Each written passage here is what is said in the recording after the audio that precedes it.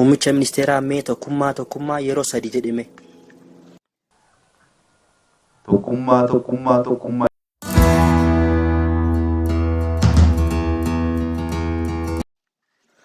Kabajamoo muummicha ministeeraa Dr. Abiy Ahmed duraan dursee gaafii fi deebii kana na wajjin godhuuf waan naaf hayyamteef galatoomii siin jedha. Gaafii fi deebii eegaluu keenya dura gama kiyyaan sagalee cheekiin godha. Maayik 123 ni dhagayama. Kaameraamaan ni dhagayama. Galatoomi. Amma gama keetiin kutaan qaama keetii akka dalagan cheeggoona.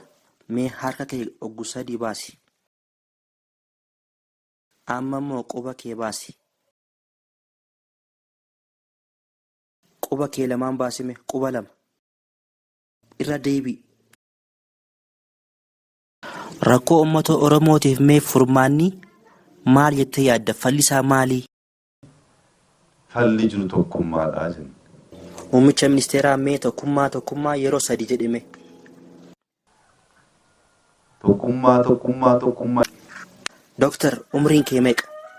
Umrii lakkaa'uun nu fite. Yeroo gaafii gaafatamtu deebii sirrii namaaf hin deebiftu jedhanii si komatatu.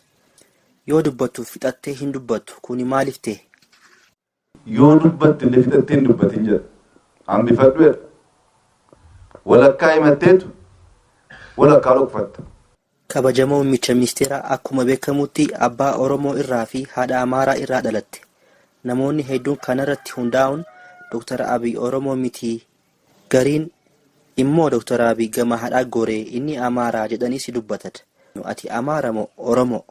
Mee kana nu deebisi Dr. Abiy. Oromoos miti, Amaaras miti. Harka bitaa baasime. Amma immoo gaafii biraatti si gaafadha. Ida'amuun maal akka ta'e osoo uummata Oromootiif hin galiin hojiirra oolchite jedhanii si komatan. Inumaatu obbo Lammaa Magarsaa ida'amuun anaafuu hin galle jedhee dubbatee jira.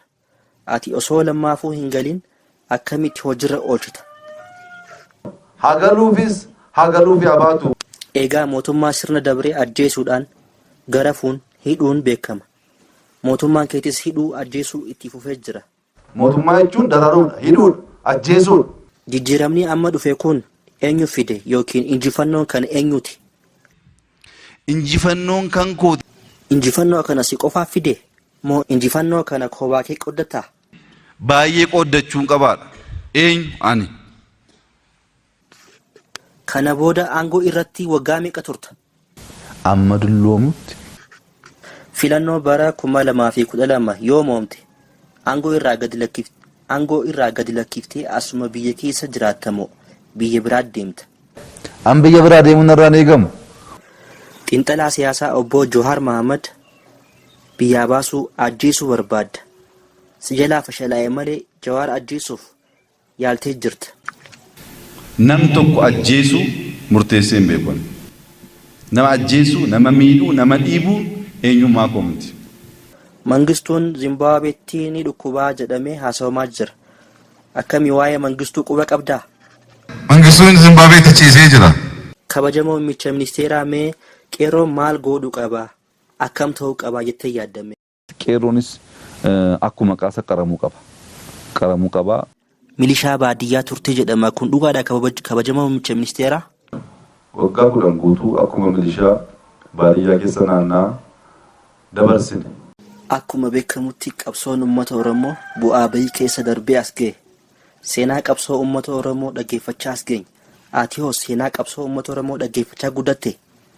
Waa'ee qabsoo Oromoof gadduu har'a akka haaraatti namni nutti himuu danda'u ijoollummaa keenyatti dabarsine umurii keenya guutuu qabsoo keessa baanee har'a akka nama haaraa bakkeetti dhufetti waa'ee qabsoo Oromoo dhaggeeffachuun barbaanna.